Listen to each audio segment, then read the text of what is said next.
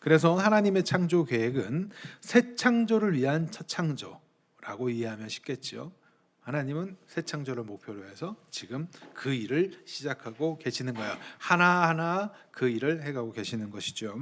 그렇다고 해서 우리가 살아가고 있는 지금의 현재 이 첫 창조가 무의미한 것입니까?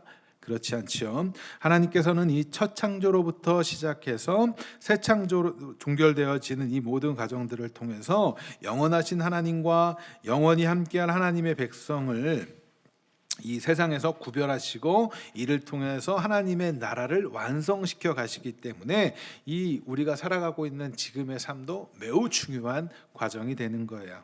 따라서 창조를 배우고 첫 창조로부터 시작된 이 시간 역사를 살아가고 있는 우리는 창조를 통해서 나타내 보이시는 하나님의 능력과 지혜와 성품 등을 발견함으로써 왜 하나님만이 예배받으시기에 합당한 분이시며 왜 하나님만이 찬양과 경배 받으셔야 하는지를 깨닫게 될 때 하나님의 창조 기사를 제대로 이해하고 배우고 있는 것이다 라는 점을 기억해야 합니다. 사실 이런 메시지, 왜 하나님만이 예배받으시고 찬양받으셔야 하는지, 이러한 메시지들은 창조 기사에만 국한된 메시지는 아니에요. 성경 전체가 이 메시지를 담고 있고 이를 알도록 하기 위해서, 깨닫도록 하기 위한 목적으로 우리에게 주어졌기 때문에 그렇습니다. 우리는 기독교라는 신앙에 대해서 너무 주관적인 입장에서 이해해왔던 경향이 있어요. 무슨 얘기냐면 예수 믿으면 구원 받습니다. 맞죠?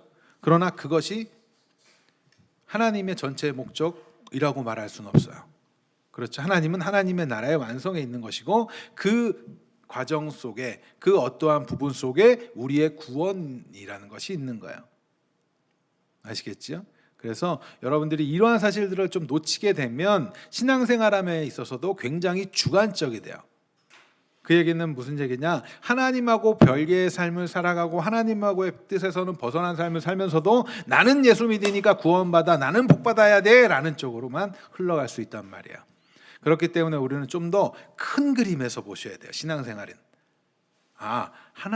하나님과 함께하는 나라, 하나님의 뜻이 이루어지는 것, 그것들을 위해서 우리가 이렇게 신앙생활하는 거죠. 우리를 창조하신 분이 누구십니까? 여러분들을 창조하신 분이 누구예요? 우리가 이 삶을 살아갈 수 있는 이 모든 환경을 조성하신 분이 누구예요? 또 운영하시고 다스리시고 통치하시는 분이 누구세요? 우리를 구원하실 분이 누구세요? 우리에게 생명 주시는, 생명 되신 그분은 누구십니까? 티끌, 먼지에 불과했던 우리들이 하나님의 은혜가 없다면 어떻게 영원한 안식과 평안을 보장받고 이 땅을 살아갈 수 있겠습니까? 그러나 세상 사람들은 차치하고 나서도 예수 그리스도를 믿는다고, 교회를 다닌다고 생각하는 사람들조차도 하나님이 없이도 마치 세상을 살아갈 수 있을 거라는 그러한 착각 속에 살아가고 있는 것은 아닌가라는 생각을 하게 될 때가 있어요. 제 아무리 돈이 많고 그 누구보다도 건강하고 세상에 그 어떠한 사람들보다도 높은 자리에 있다고 한들 하나님께서 창조를 통해서 보이신 능력과 지혜와 은혜가 없다면 사실 무슨 소용이 있냐고요. 그럼에도 우리는 자꾸 그 사실을 망각하고 하나님과 떨어져 있는 것 같은 삶을 자꾸 살아가고 있는 우리들의 모습이 여러분들의 모습에서는 보이지 않습니까? 스스로에게서 발견되지 않아요? 따라서 우리는 우리의 삶의 첫 번째 목표를 하나님을 아는 것에 두고 하나님과 아는 것에 두어야 돼요. 하나님에 대해서 알아야 하나님과 알 수 있으니까. 깊은 사귐 가운데 하나님을 예배하는 것으로 세워두지 않으면 안 돼요. 우리는 자꾸 인생의 목표를 내가 어떠한 꿈, 계획, 비전들을 세워놓고 그것들을 그냥 이뤄가는 것에 인생을 목표로 세우며 하나님은 나를 도와주시고 나에게 힘내시는 분, 그렇게 착각을 해요. 그러나 우리가 주는 나의, 이 찬양에서도 부른 것처럼 여호와는 나의 힘이요 이런 거 할 때 단순히 그냥 내가 하고자 하는 것에 힘주신 하나님의 개념이 아니에요. 그는 하나님의 뜻 가운데 걸어가는데 하나님이 그 힘을 주셨다는 고백인 거예요. 자꾸 우리는 주객을 전도시키면 안 돼요. 우리의 인생의 목표는 뭐라고요? 하나님을 예배하는 예배자로 온전히 자라가기. 그것이 목표예요. 그러한 가정 속에서 삶의 예배자로서 하나님이 주신 달란트를 가지고 열심히 행하는 거예요. 어떤 이는 부한 역할을 하면서, 어떤 이는 또 가난한 역할을 하면서, 그래서 베풀고 나누고 또 갖고 있는 각자의 달란트들로 이렇게 섬겨가고, 또 말씀을 전하는 자는 말씀을 전해가고, 잘 들어주는 사람들은 잘 들어주고, 그거를 행하는 자는 행하고, 찬양하는 사람 찬양하고, 뭐 춤추고 노래하는 사람 춤추고 노래하는 그 각자들에게 주신 그 달란트들을 가지고 하나님의 뜻이 이루어질 가는 데에 사용해야 되는 거예요. 이러한 것들이 기준이 세워져 있지 않다 보니까 내가 하는 것 하나님은 도우시는 분. 착각하면 안 돼요. 우리는 하나님의 뜻에 맞춰서 우리가 걸어가는 거예요. 거길로 걸어져 가는 거예요. 그것의 뜻을 맞춰가는 거예요. 그래서 다시 한번 말씀드립니다. 우리 인생의 첫 번째 목표, 여러분들 이거는 반드시 마음속에 새기시고 집에서 적어 놓으시든지 기록을 하시든지 항상 기억하세요. 책상머리에 붙여놓고 하시든지, 핸드폰 아니면 뭐 갖고 계시는 어떠한 전자기기들에게 딱 바탕화면에 띄워 놓으시든지, 우리의 인생의 목표는 하나님을 아는 것이고 하나님과 아는 거예요. 하나님과 사귀는 거예요. 그래서 하나님을 예배하는 것, 그것을 출발로, 그것을 목적으로 하고 우리는 이제 각자의 계획들을 이렇게 하나님이 주신 달란트 가운데 세워가야죠. 우리가 때때로 겪게 되는 문제들로 인하여서 낙심하고 좌절하고 다른 길로 이렇게 걸어가게 되는 이유는 사실 이 점이 흔들리기 때문에 그래요. 망각하고 놓치고 있기 때문이에요. 목표가 확실해지면 더군다나 이 일을 이루시는 분, 그분은 실패도 없고 실수도 없는 분이에요. 그분을 우리가 붙들고 걸어가는 거라면, 그분의 뜻 가운데 걸어가는 거라면 우리에게 발생하는 문제들은 우리가 이제 다른 시각에서 접근을 해야 되는 거예요. 하나님께서 이유 없이 이스라엘 민족을 애굽에서 종살이를 시키셨을까요? 그냥 내버려 두셨을까요? 이유 없이? 이유 없이 바벨론의 포로로 끌려가도록 그냥 두셨을까요?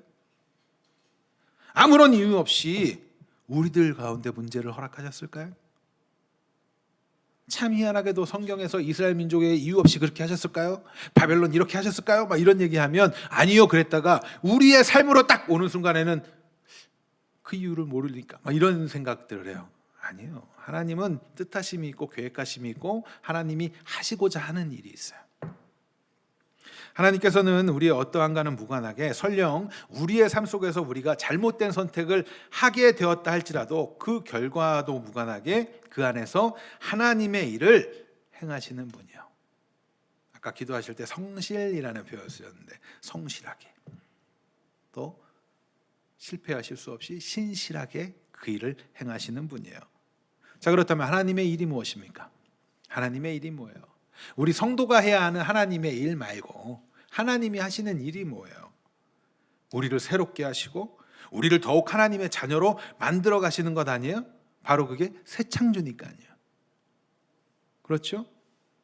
우리는 창조를 배우면서 이러한 것들을 떠올리면서 자꾸 성경을 읽는 훈련들을 여러분들 하셔야 되는 거예요.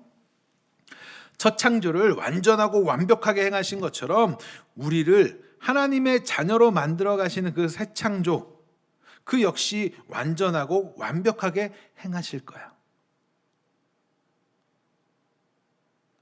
이런 자연 만물들을 보면서 너무나 완벽하지 않나요? 너무나 완전하지 않아요? 우리는 상상도 할 수 없는 그 지혜를 가지고 하나님 이렇게 그 능력으로 행하셨단 말이에요.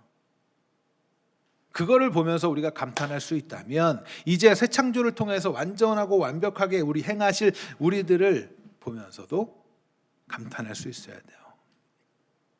때때로 자녀들이 실수와 실패를 거듭합니다. 근데 부모들이 참 못 기다려주죠.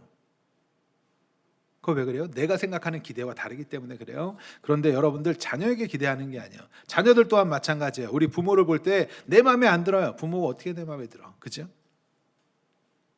그러나 여러분들 아셔야 돼요. 하나님은 우리들 가운데 역사하셔서 우리를 반드시 새롭게 창조해 내실 거라는 거예요.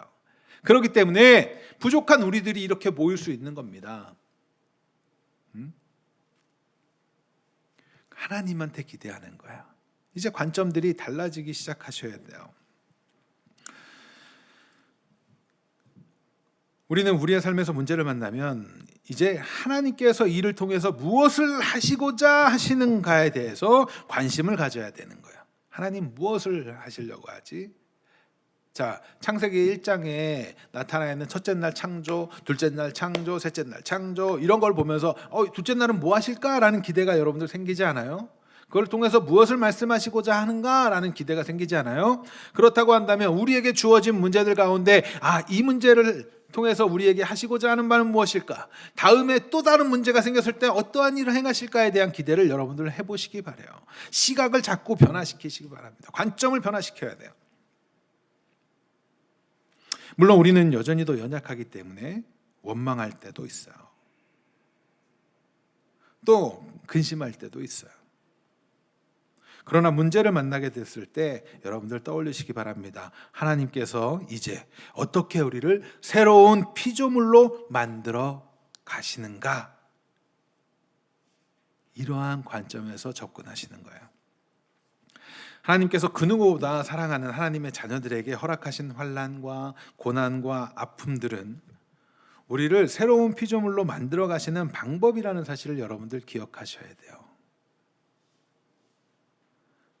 어떻게 분리하시고 또 채우시는 방법들을 통해서 우리 배웠죠? 분리와 채움. 우리 한번 따라해 보겠습니다. 따라하겠습니다. 문제를 만나면 기대합시다. 다시 큰 소리로 한번 해볼게요. 정말 마음에 좀 새기세요. 문제를 만나면 기대합시다. 시작. 문제를 만나면 기대합시다. 네. 하도 기도를 많이 하시니까 우리 전사님이 기도합시다 이러는데 기대하는 거예요. 어떤 기대? 하나님이 나를 어떻게 또 새로운 피조물로서의 이렇게 조각조각 만들어 가실까? 물론 그때 우리는 감정들은 슬플 수도 있어요. 낙심하고 좌절할 수도 있어요. 괴로울 수도 있어요. 그런데 이런 찬양들 있잖아요. 괴로울 때 누굴 보라고요? 주님의 얼굴 보라. 우리는 세상과는 다르게 문제를 만나면 하나님께서 우리를 새롭게 하실 일을 기대하는 거예요. 문제 가운데 있을 때 마치 혼돈하고 공허하며 흑암이 깊음 위에 있던 그 첫 창조의 그때 그 상태를 보면 하나님의 영이 이제 역동적으로 일하실 채비를 하신 장면을 떠올리면서 우리의 삶 가운데서도 그 채비를 하고 계시는구나. 우리의 이러한 상태를 하나님 이제 뭐 하실 거예요? 분리하시고 채워 가시겠구나. 그래서 완전한 창조 이루시겠구나. 그러한 기대를 해보시란 말이에요. 맨날 문제 만났다고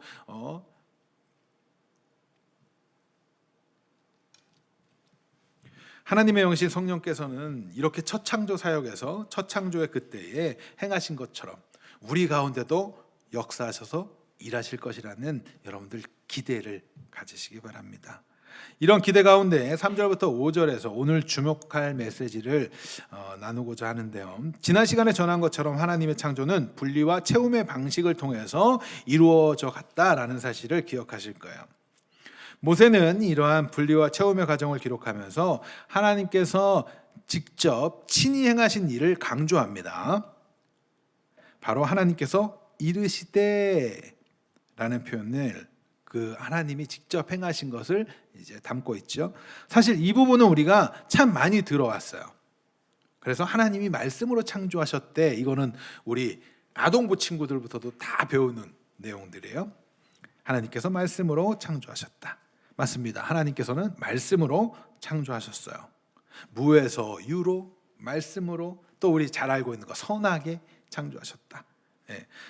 그래서 오늘은 이 말씀에 대해서 다시 한번 좀 점검을 하고자 합니다. 창세기 1장을 살펴보면 가라사대, 이르시되, 말씀하시되라고 번역한 이 단어가 아마르라는 단어예요. 이 단어가 총 11번 사용이 돼요. 창세기 1장에서만. 그런데 26절에 나오는 이 아마르라는 표현은 삼위 하나님께서 서로 간에 대화하시는 말씀하시되라는 표현이에요. 그러니까 직접적으로 창조를 말하시기 위해서 말씀하신 표현이 아니에요. 그래서 이것을 제외하면 몇 번이 남아요? 너무나 어려운 계산. 11번 중에 한 번을 제외하면 몇 번이 남습니까? 10번이 남지요. 26절 한번 읽고 갈게요. 26절 읽습니다. 같이 읽습니다. 시작. 하나님이 이르시되 우리의 형상을 따라 우리의 모양대로 우리가 사람을 만들고 그들로 바다의 물고기와 하늘의 새우와 가축과 온 땅과 땅에 기는 모든 것을 다스리게 하자 하시고, 그러니까 이것은 삼위 하나님 간의 말씀이시죠. 하나님이 말씀한, 그래서 이거를 빼면 하나님의 창조는 10번의 말씀으로 창조가 돼요. 10이라는 숫자가 갖는 성경적 의미가 무엇일까요? 완전수고 또 이 10이라는 숫자가 갖는 거는 충만, 이러한 의미들이 있어요. 충만. 우리가 성경에서 10, 10 하면 가장 먼저 떠오르는 게 뭡니까? 십자가. 십자가가 네, 그러네요. 한자로 10, 또 10. 숫자로 10을 말하는 거예요. 뭐요? 저쪽에 나온 것 같아요. 십계명. 그죠? 자, 한번 생각해 볼게요. 우리도 적어도 지금 성경을 조금 알았다고 성경에서 10, 10 이러면 벌써 떠오르는 게 십계명이에요. 자, 창세기가 기록되어질 때 언제라고 그랬어요? 출애굽 당시였죠. 그럼 출애굽 하나님과 관계를 맺었어요. 뭘로? 하나님의 10마디 말씀으로. 그게 뭐예요? 십계명이잖아요. 그럼 그들은 이 10마디의 연관성을 생각할 수 있었겠죠.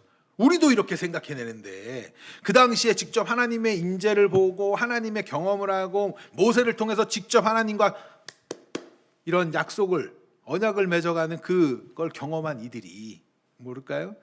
지금 의도적으로 모세가 하나님의 지혜로 모세가 10마디를 담고 있는 거예요. 10마디를.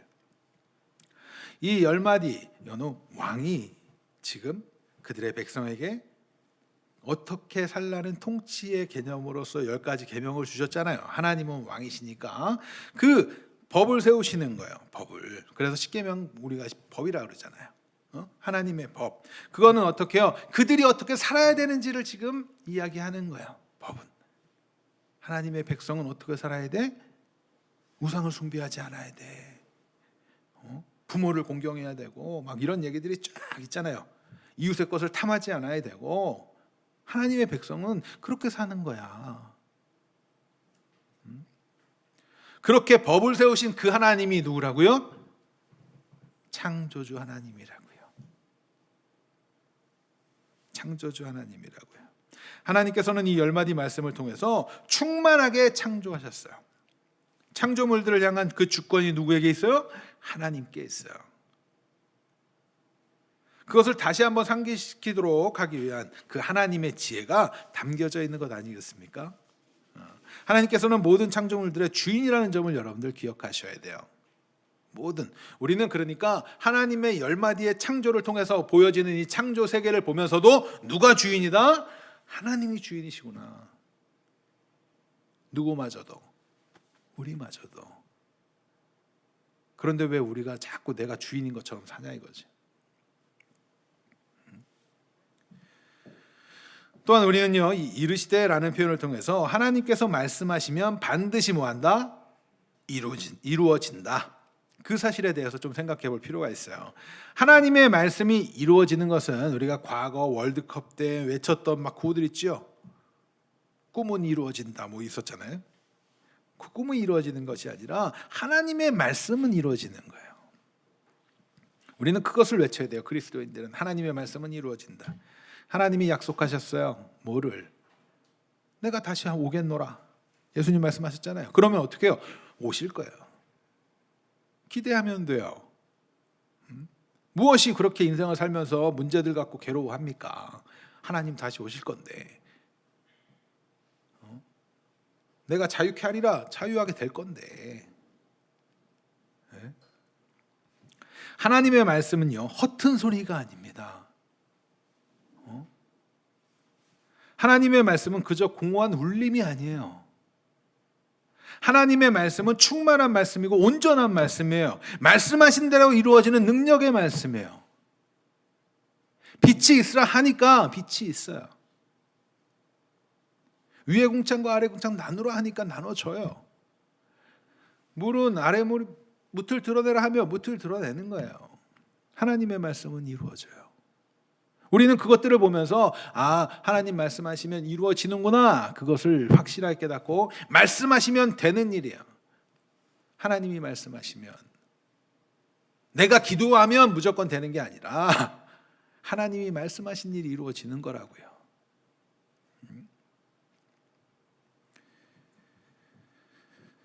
하나님의 말씀은요, 그저 긍정의 힘을 외치는 그러한 자들의 자기암시, 그런 사람들이 하는 표어들 있죠. 우리 봉준사님도 그거 많이 알고 있을 텐데, 잘 되고 있습니다, 할 수 있다, 하면 된다, 하자, 막 이런 거 외쳤던 무슨 세미나들 막 많이 있지 않아요? 여러분들 경험하신 거 있을 텐데, 그런 구호가 아니에요. 그런 구호가 아닙니다. 하나님은 또 앞으로 내가 이렇게 하겠습니다라고 그냥 공수표 날리는 그러한 것들이 아니에요. 하나님의 말씀은 내가 이렇게 할 거야 라는 건 이미 하나님의 시간 속에서 영적으로 영원에서 이루어졌고 그것이 이 땅에 떨어지는 거라고 이야기했잖아요. 그런데 뭐가 두렵냐고요, 여러분들. 살면서 여러분들, 내 자녀 예수 그리스도를 믿는 자 그들에게 영생을 주겠다는 그 약속은 이루어진 거예요. 그것 이루어질 거예요. 그런데 뭐가 그렇게 두려워요? 하나님의 말씀은 말씀하시면 하나님의 때에 반드시 이루어지는 약속의 말씀이에요. 우리는 하나님의 말씀으로, 하나님께서 말씀으로 창조하셨다는 그 성경을 읽으면서 하나님 말씀의 영원성과 하나님 말씀의 능력을 잊어서는 안 돼요. 성경은 분명하게 이야기하죠. 하나님께서 말씀하심에 이루어졌다라고. 시편 33장 9절에서 12절 말씀입니다. 시편 33장 9절에서 12절 같이 읽습니다. 그가 말씀하심에 뭐 했다고요? 이루어졌으며 명령하심에 뭐 했다고요? 견고히 섰도다. 여호와께서 나라들의 계획을 폐하시며 민족들의 사상을 무효하게 하시도다. 여호와의 계획은 영원히 서고 그의 생각은 대대로 이르리로다. 여호와를 자기 하나님으로 삼은 나라 곧 하나님의 기업으로 선택된 백성은 뭐가 있어요? 복이 있어요. 하나님의 백성만 복이 있는 거예요. 왜? 복은 다른 표현으로 하나님의 생명력이에요. 예전에 이거 하지 않았나요? 그죠? 바라크는 하나님의 생명이에요. 하나님의 생명력이에요. 하나님과 관계 있는 거예요. 그래서 세상에서는 얻을 수 없는 거예요. 여러분들이 자꾸 착각하니까 복을 돈 많은 것, 건강한 것 이런 걸로 생각하는데 그렇지 않습니다. 가난해도 복 받은 자예요. 우리 시편 예전에 한참 배울 때 복 있는 사람은 어떤 사람이에요? 악인의 길을 쫓지 아니하고 죄인의 길에 서지 않은 오만한 자에 앉지 아니하고 오직 여호와의 율법을 즐거워하여 그 율법을 주야로 묵상하는 자, 말씀 가운데 있는 자가 복 있는 자란 말이에요. 자꾸 착각하면 안 돼요. 다른 거 가지고 복이라고 생각하면 안 돼요. 자꾸 다른 거 생각하니까 하나님으로부터 멀어지는 것 아니에요? 가끔 너무 답답할 때가 있어요.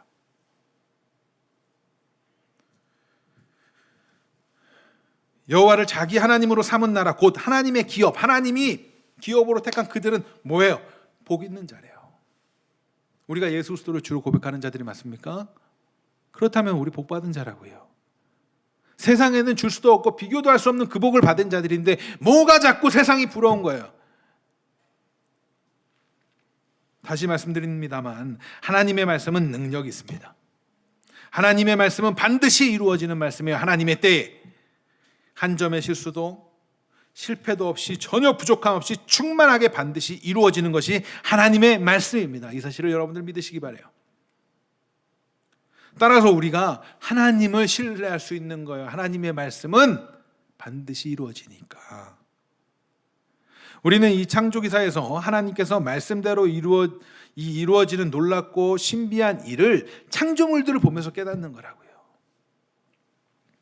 그리고 이 말씀으로 창조하신 하나님께서 우리를 이제 뭐 할 거예요? 거듭나게 하셨고 거듭나게 하실 것이며 새 창조를 행하실 것이라는 사실을 기억하시기 바라요. 성경은 하나님의 말씀의 위대함을 이렇게도 표현을 해요. 이사야 40장 6절에서 8절입니다. 이사야 40장 6절에서 8절 같이 읽습니다.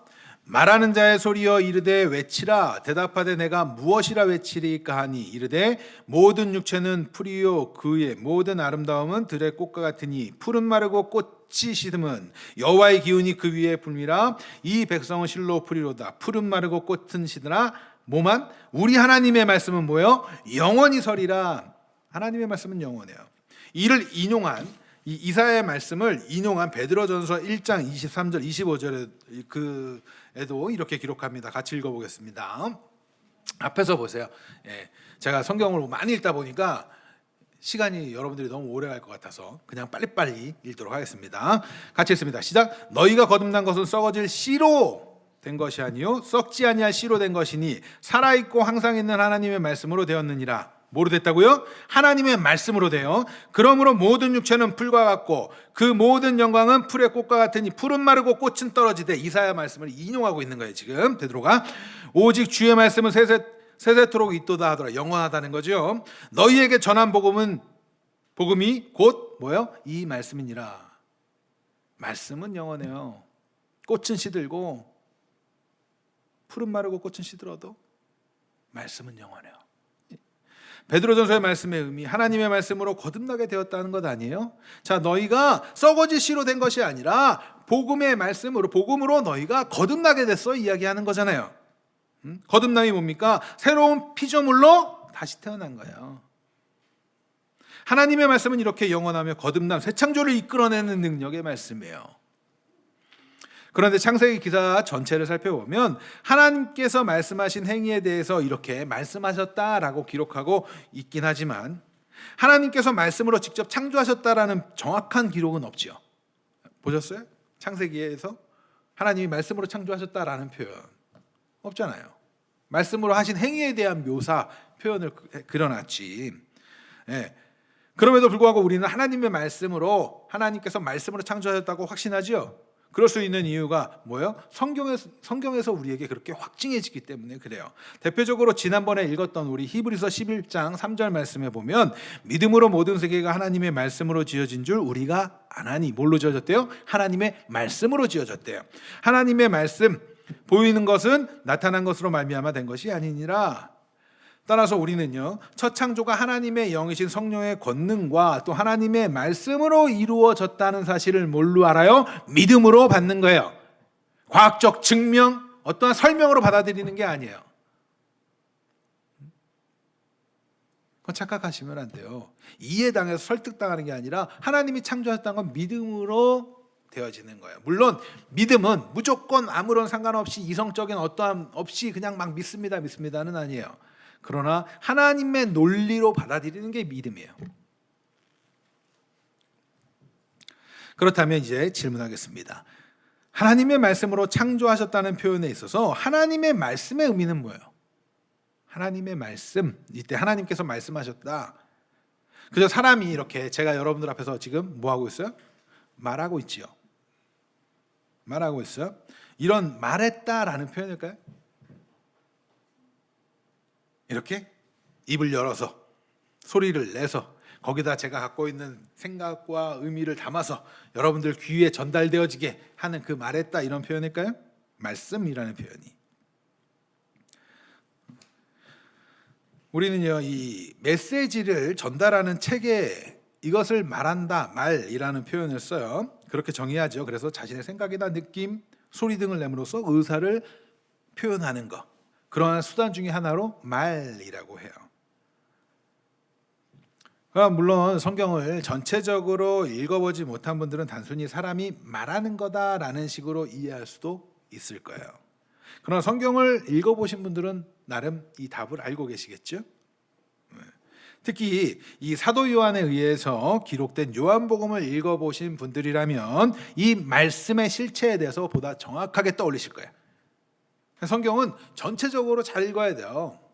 전체적으로 여러분들 크게 읽어보시는 것들이 먼저 중요해요. 전체를 내용을 좀 머릿속에 기억하고 계시면서 이렇게 이런 것들을 생각하시면서 읽는 것들이 중요해요. 무조건 딸딸 외우는 거 물론 도움되죠. 성경 구절 암송하는 것도 도움돼요. 그러나 여러분들 전체 내용을 기억하고 있지 않으면 마치 그것을 무슨 그럴까요? 뽑기에서 부적처럼 막 이렇게 생각하는 경향들이 생겨요. 이 전체를 통해서 하나님이 뭘 지금 말씀하시고자 하는지를 자꾸 머릿속에 그리셔야 됩니다. 사도 요한이 의도적으로 이 창세기 1장의 틀을 가지고 와서 마치 그 주석처럼 해석서처럼 쓰고 있는 게 바로 요한복음이라고 할 수가 있어요. 요한복음 1장 1절에서 3절을 읽으면 이런 표현들이 등장해요. 같이 읽습니다. 시작. 태초에 말씀이 요한복음 1장 1절부터 3절. 같이 읽습니다. 태초에 말씀이 계시니라. 이 말씀이 하나님과 함께 계셨으니 이 말씀은 곧 하나님이시니라. 그가 태초에 하나님과 함께 계셨고 만물이 그로 말미암아 지은 바 되었으니 지은 것이 하나도 그가 없이는 된 것이 없느니라. 자, 보세요. 지금 요한의 증언을 보니까 태초에 말씀이 계셨는데 이 말씀 자체가 하나님이래요. 그러니까 단순하게 우리가 입에서 떠내는 이 말이라는 표현은 아닌 거예요. 그렇죠? 하나님이에요. 보니까 또 그가 하나님인 것을 증언하는 내용이 뭐예요? 태초부터 그가 계셨고 만물이 그로 지은 바 되었대요. 그러니까 말씀을 통해서 지은 거, 그 창세기의 증언이란 말이에요. 그런데 물론 여러분들 다시 기억하셔야 될 거는 뭐예요? 요한복음에서 기록되고 있는 이 시작하고 있는 태초라는 표현은 우리가 창세기에서 살펴본 그 태초와는 다르다 그랬어요.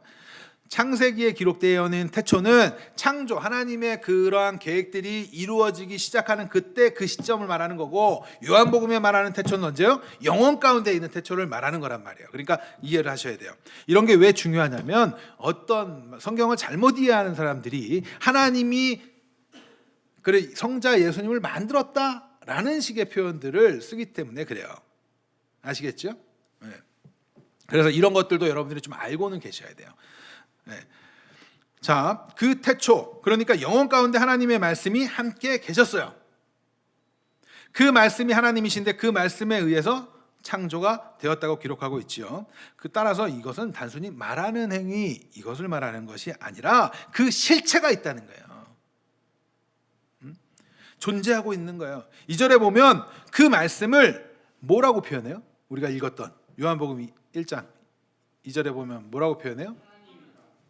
하나님인데 그를 지칭하면서 2절에 그가라고 표현하잖아요. 그가라는 표현은 뭘 나타내요? 사람을 나타내죠. 사람을 표현하는 말이에요. 그죠? 이 결론적으로 1장을 읽어보면 그가 예수님인 거를 우리는 알지만 안 읽었다고 생각을 해보잔 말이에요. 뒤에 내용을 모른다고 생각을 해봐요. 그러면 이때의 말씀을 그가라고 표현하지 않잖아요. 우리는. 여러분들 말해놓고 그가라고 표현합니까? 말 자체를?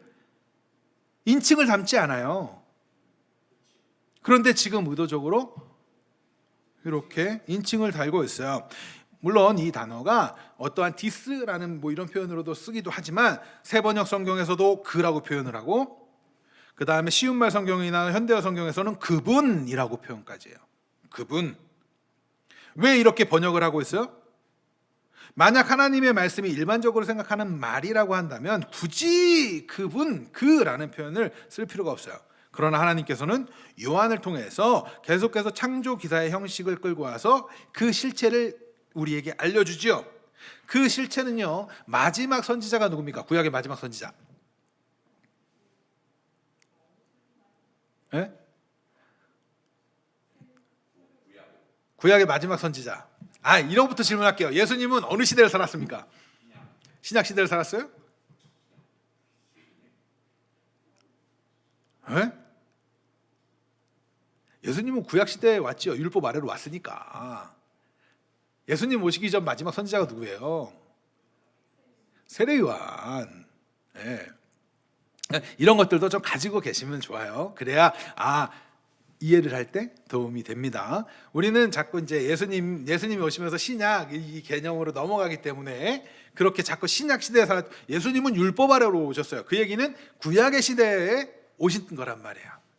자, 그런데 그 세례 요한의 증언을 살펴보면 자세하게 알 수가 있어요. 요한복음 1장 29절 30절. 요한복음 1장 29절 30절입니다. 같이 읽습니다. 이튿날 요한이 예수께서 자기에게 나오심을 보고 이르되 보라 세상 죄를 지고 가는 하나님의 어린 양이로다. 내가 전에 말하기를 내 뒤에 오는 사람이 있는데 나보다 앞선 것은 그가 나보다 먼저 계심이라 한 것이 이 사람을 가리킴이라. 이 사람이 누구예요? 29절에 예수께서. 여기서 요한은 이튿날 요한은 지금 그러니까 사도 요한이 세례 요한을 보면서 이야기하는 거란 말이에요. 자, 물론 저는 이 구절에서 우리 조영교회 이름들 이제 나왔던 기억하실 거예요. 광야에 외치는 자의 소리, 이쪽 그 내용에서 우리는 그래서 다시 오실 예수님에 대해서 증언하자, 주연 대신 예수 빛내자, 이걸 가지고 있는 게 우리 교회예요. 근데 이 안에서 이제 우리가 그런 정보를 얻은 거죠. 자, 그 말씀의 실체가 누구예요? 다시 한번, 그는 예수 그리스도예요. 하나님의 말씀은 예수 그리스도란 말이에요. 창세 전부터 계신 예수님, 하나님의 말씀이신 예수님께서 창조하셨다라는 거예요. 따라서 우리는요, 육신으로 오신 하나님의 말씀 되신 예수님을 창조주로 고백해야 돼요. 흔히 사람들은 창조는 하나님 아버지만의 사역이라고 생각하는 경향이 좀 있죠. 그렇죠? 그런 경향이 좀 있죠. 네. 그리고 구약은 여호와 하나님이, 신약은 예수님이 이렇게 생각하는 경향도 있어요. 그러나 어느 때도 삼위의 하나님은 함께 하시고 함께 일하셨어요. 분명히 성경은 증언해요. 창조 누가 했다고? 말씀으로. 삼위 하나님께서 하셨어요. 성령은 운행하시면서 하시고. 우리는 그런 오해를 하고 있으면 안 됩니다. 하나님의 말씀이신 예수님, 하나님의 영이신 성령 하나님도 구약 시대에서도 그 역할을 감당하시는 거예요. 자, 우리가 아까 읽었던 말씀하시되 11번째 그 하나 빠져있는 거기서 뭐예요? 우리가 삼위 하나님이 함께 협력하고 함께 뜻을 합하고 마음을 함께하여 사람을 창조하시잖아요. 그것처럼 천지 만물 창조하시는 거예요. 그래서 다시 말해서 하나님의 창조 사역은 삼위, 곧 성부 하나님, 성자 하나님, 성령 하나님의 사역이에요. 히브리서 1장 3절 아까 제가 읽어드렸던 그 말씀을 다시 한번 보면 이렇습니다. 이는 하나님의 영광의 강체시요 그분의 형상이라 그의 능력 말씀으로 만물을 붙드시며 죄에 정결하게 하시는 일을 하시고 높은 곳에 계신 지극히 크신 이의 우편에 앉으셨느니라. 자, 말씀이신 하나님께서는 하나님의 본체의 형상이시며 그분이 아니라 그뿐만 아니라 영광의 광채라고까지 이야기해요. 골로새서에서도 이러한 증언들이 나옵니다. 지난 시간에 골로새서 말씀 우리 읽었는데 기억나십니까? 우리가 주로 고백하는 예수님께서는요, 우리를 구원하신 주가 되실 뿐만 아니라 천지 만물의 주인이라는 사실 여러분들 기억하셔야 돼요. 예수님은 천지 만물의 주인이세요. 그분이 육신으로 오신 거라고요.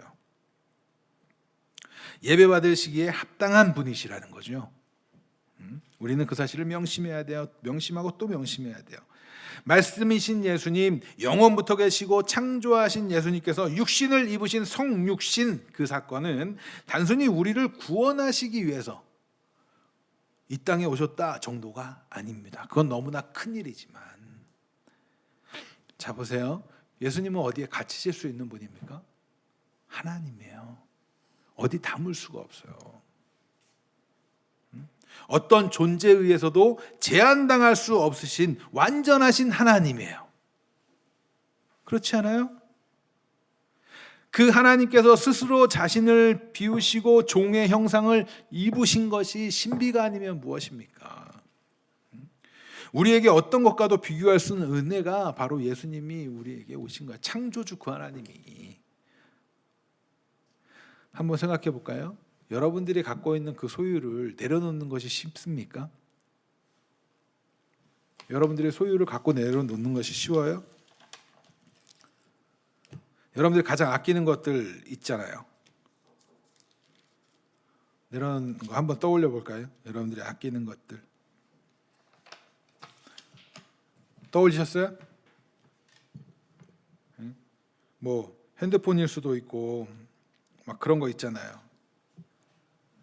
또 뭐 다른 것들도 있겠죠. 그거 내려놓는 거 참 쉽지 않습니다.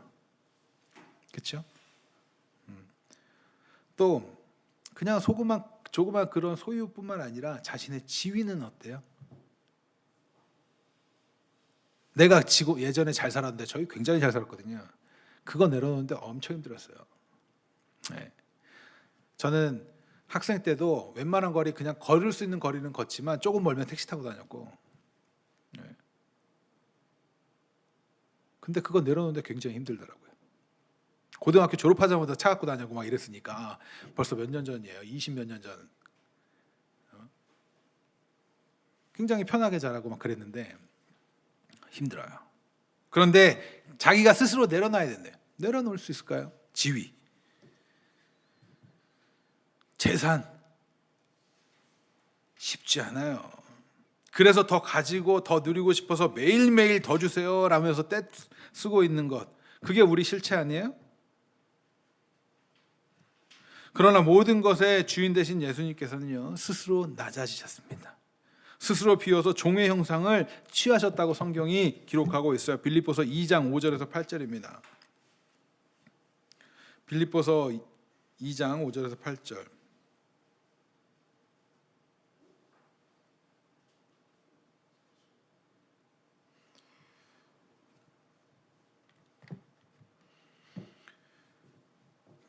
같이 읽습니다. 너희 안에 이 마음을 품으라. 곧 그리스도 예수의 마음이니 그는 근본 하나님의 본체시나 하나님과 동등됨을 취할 것으로 여기지 아니하시고 오히려 자기를 비워 종의 형체를 가지사 사람들과 같이 되셨고 사람의 모양으로 나타나사 자기를 낮추고 죽기까지 했다고요? 복종하셨으니 곧 십자가에 죽으심이라. 왜 예수님께서 종의 형체를 가지고 사람같이 되셔야 했습니까? 왜요? 모든 만물의 주인 되신 예수님께서 왜 이러한 모습으로 오셔야 돼요? 우리는 때때로 예수님을 믿으면 구원받습니다 라는 표현에 대해서 너무 가볍게 생각하는 경향이 있는 것 같아요. 가치 없게 여기는 경향이 있는 것 같아요. 우리가 그리스도인답게 살지 못한다? 사실 이것과 굉장히 밀접하게 연관이 있는 것 아니에요? 왜 그리스도인답게 살지 않습니까? 왜 그렇게 우리가 못 살고 있어요? 물론 나약함이 있겠죠. 그러나 그럼에도 불구하고 뭐예요? 예수 그리스도로부터 구원받는 것을 그렇게 깊이 우리의 무게감 있게 받아들이고 있지 못하는 것 아니에요? 거저받는다고 해서 가치 없는 그러한 것이 아니잖아요. 그런데 우리는 그렇게 생각을 해요. 그런데 우리의 구원이 거저받은 거예요? 우리의 구원 거저받은 것 아니에요. 창조주 되신 그 예수님께서 낮아지시는 그 비참, 한낱 피조물에 불과한 우리들에게 인간들에 의해서 고난받으시고 고통당하시고 끝내 십자가에서 죽임당하시는 그러한 고난과 순환, 뗄래야 뗄 수 없는 하나님과의 그러한 분리를 경험하신다고요. 하나님과 단절을 경험하시는 거예요. 그것을 감당하면서 흘리신 그 보배로운 피로 우리가 구원받는 거예요. 그런데 그게 가치가 없어요? 저는 그리스도인들이 비굴한 거 굉장히 비참한 일이라고 생각합니다. 하나님 앞에 그러한 대우를 받는 사람들인데 세상에서 돈 좀 없다고, 힘 좀 없다고, 자신의 위치가 조금 약하다고, 물론 그들 앞에서 교만하게 어떻게 막 이렇게 이런 자랑하라는 게 아니에요. 보다 큰 마음으로. 그게 그리스도인들이 살아가야 되는 길 아닙니까?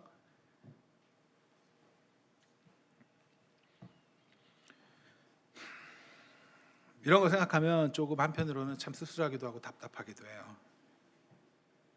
그리스도께서 우리를 위하여서 십자가를 지시고 우리를 구원하시는 이 모든 일들이 너무나 가치 없는 일이 아니고 그 누구도 할 수 없는 일이며 너무나 박수받고 찬양받아야 될 일임에도 불구하고 그리스도인이라고 하는 우리들조차도 온전히 그 사실을 깨닫지 않고 예배하지 않는 이 모습들이 우리는 정말 많이 회개해야 합니다.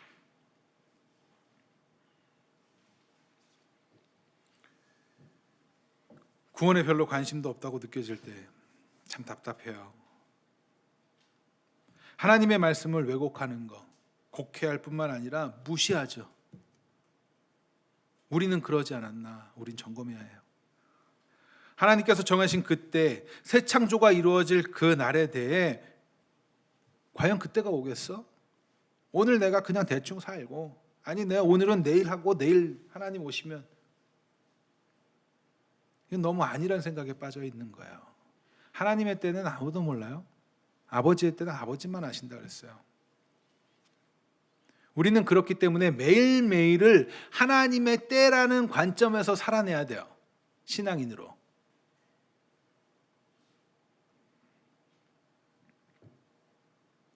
하나님의 말씀에 예배자를 찾으신다고 말씀하셨어요. 그럼에도 불구하고 우리는 나를 높이기를 원하지 하나님을 찬양하고 예배하려고 하잖아요. 도대체 왜 그러는가요? 우리가 하나님의 창조 이 모든 세계가 하나님의 주권 가운데 있다는 사실을 인정하지 못하는 어둠 가운데 있기 때문에 그런 것 아닙니까? 그 안에 빛이 없기 때문에 그런 것 아니에요?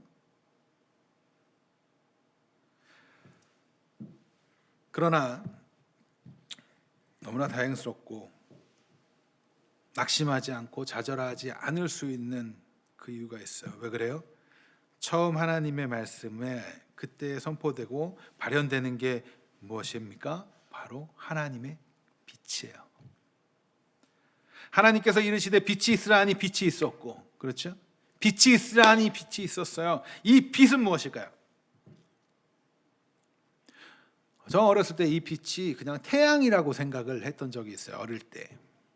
그런데 보니까 좀 이상하죠. 해달별은 언제 만들어져요?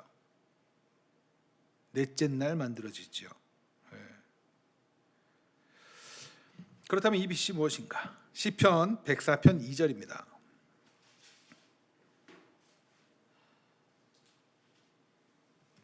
시편 104편 2절. 우리 아까 전에 본 것 같지 않아요? 이 표현? 언제 봤습니까? 교동문. 그래서 그 교동문 읽은 거예요. 같이 했습니다. 시작. 주께서 옷 입은 같이 뭘 입으셨대요? 빛을 입으셨대요. 하늘을 휘장같이 치시며. 시편 기자는요, 창조를 찬양하는 이 시에서 하나님의 말씀에 의해서 생겨난 이 빛을 주께서 옷 입은 같이라는 그러한 시적 표현을 쓰고 있어요. 그러니까 이 빛은 하나님께로부터 빛나는 빛이에요. 시편 27편 1절 말씀. 참 어떻게 이 찬양을 하셨는지. 제가 찬양을 했다고 그랬잖아요. 네, 이러한 찬양 보세요. 같이 했습니다. 여호와는 나의 빛이요 나의 구원이시니 내가 누구를 두려워하리요? 여호와는 나의 생명의 능력이시니 내가 누구를 무서워하리요? 여호와가 뭐라고요? 빛. 다윗은 여호와를 빛으로 표현해요.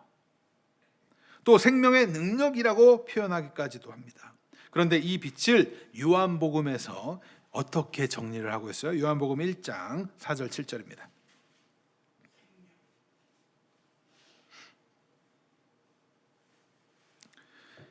요한복음 1장 4절에서 7절 시작. 그 안에 생명이 있었으니 이 생명은 사람들의 뭐라고요? 빛이라니까 생명은 빛이야. 이렇게 이해하셔야 돼요. 빛이 뭐예요? 어둠을 비추되 어둠이 깨닫지 못하더라. 하나님께로부터 보내심을 받은 사람이 있으니 그의 이름은 요한이라. 세례 요한 말하는 거예요. 그가 증언하러 왔으나 곧 이 빛에 대하여 증언하고. 세례 요한은 누구를 증언해요? 예수님. 그러니까 이 빛은 예수님. 그래서 빛은 생명이에요. 예수님 말씀하셨어요. 내가 곧 길이요 진리요 뭐라고? 생명이라고. 그래서 이 창세기에 나타난 이 빛은 하나님의 영광의 광채시고 하나님의 빛이시고 생명이에요. 그래서 생명력 이렇게 이해를 해요. 그러나 우리는 이제 요한복음까지 알았으니까 뭘 알아요? 말씀으로 예수님께서 발현되시는 그 표현들을 통해서 창조가 되는구나. 삼위 하나님의 창조구나라는 사실도 알게 되는 거죠. 고린도서 4장 6절에 이러한 창조의 내용을 전제로 예수님 관계를 이렇게 표현해요. 6절. 4장 6절 시작. 어두운 데서 빛이라 하시던 그 하나님께서 예수 그리스도의 얼굴에 있는 하나님의 영광을 아는 빛을 우리 마음에 비춰. 그러니까 하나님이 창조하실 때 빛을 비추면서 뭐예요? 빛이 있으니까 뭐가 물러나요? 어둠이 물러난단 말이에요. 그것처럼 그거랑 동일한 이야기가 지금 무슨 얘기다? 예수 그리스도의 얼굴에 있는 하나님의 영광이 우리를 비춘다. 그러니까 우리 어둠 가운데 있는 예수 그리스도의 영광이 비치면 지금 이 얘기하고 있는 거예요. 그러니까 단순히 창조는 그 이야기만 하려고 하는 게 아니에요. 실제 이 이야기를 하기 위해서 이거 보여주고 있는 거예요. 역사를 통해서. 그러니까 하나님이 우리에게 얼마나 그런 배려를 하고 계십니까? 이 천지 만물을 지으시는 그러한 과정들이 우리를 새 창조하시는 그 모습으로 나타내 보이기 위해서 이렇게 배려해주고 계신다는 거예요. 이러한 내용들을 기억하면서 다시 창세기를 살펴보면 하나님께서는 말씀으로 창조하시고 하나님의 영광의 광채를 나타내셨다는 사실들을 통해서 무엇을 말씀하시고 싶으신 거예요? 하나님의 처음 창조는 하나님의 생명의 빛 대신 예수 그리스도를 통해서 새 창조가 이루어지는 구속사적 창조, 그것을 힌트하고 있는 것 아니겠어요? 그래서 제가 이러한 관점에서 우리 성경을 읽어야 됩니다라고 이야기하는 거예요. 히브리서 1장 3절에서 영광의 강체, 아까 제가 읽었던 히브리서 1장 3절의 그 말씀, 이는 하나님의 영광의 강체시요 그 본체의 형상이라 누구 이야기 계속하고 있어요? 예수님 이야기 하잖아요. 그의 능력의 말씀으로 만물을 붙드시며 죄를 정결하게 하시는 일을 하시고 높은 곳에 계신 지극히 크신 이의 우편에 앉으셨더라. 우편에 앉으신 분이 누구예요? 지극히 하나님 아버지와 우편에 앉으신 분이 누구예요? 예수님 아닙니까? 그러니까 이렇게 우리는 창조를 통해서 이것을 알게 되는 거예요. 이것을 배워가야 하는 거예요. 하나님이 창조 완벽하게 하셨어요. 믿으십니까? 그러면 새 창조 완벽하게 안 하실까요? 하시겠죠. 그런데 뭐가 그렇게 걱정이 많으십니까? 뭐가 염려가 그렇게 많으세요? 뭐가 두려움이 그렇게 많으십니까?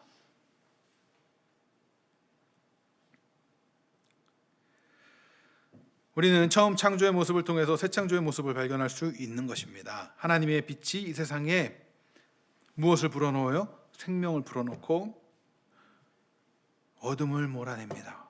혼돈과 공허 흑암 가운데 말씀으로 빛을 비추게 하신 그런 것처럼 혼돈과 공허 흑암 같은 이 죄악된 세상을 살아가고 있는 우리들 가운데 죄로 뒤덮여 있는 우리들을 살려내시는 거예요. 예수님께서 직접 육신으로 오셔서 다시금 새 창조의 질서를 세우시고 완성하시는 겁니다. 주 안에서 사랑하는 하나님의 자녀된 여러분들 복받은 분들 맞습니까? 이 사실이 믿어지는 것만큼 놀라운 복이 어디 있어요? 여러분들을 위해서 창조주가 이 모든 일을 행하셨다고요. 천지 만물 창조 누구를 위해서 하신 거예요? 그리스도를 위해서 하신 거지만 곧 그리스도께서 하고자 하시는 일이 뭐예요? 주를 믿는 그들, 하나님의 백성으로 만들어가기 위해서. 천지 만물 창조하신 게 그렇다면 우리는 다 가진 자들 아닙니까?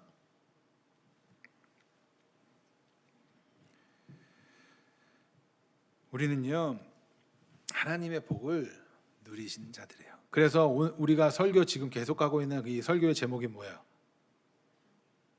창조예요? 설교 제목이 뭐예요? 그 복의 시작 아니에요? 왜? 왜 그 복의 시작이라고 했을까요? 왜 했을까요? 이렇게 하나님의 복은 시작된 거예요. 그런데 여러분들이 복 받은 자들이 아니에요? 하도 넘치는 복을 받아서 그게 가치를 못 느끼는 것 아닙니까?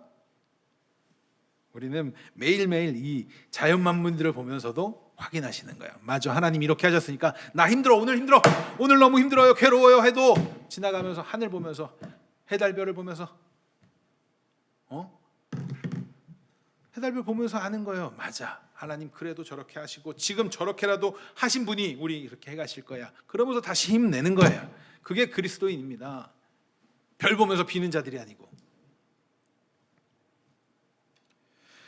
하나님의 복은 그 어떤가도 바꿀 수도 없고 비교할 수도 없는 복이에요.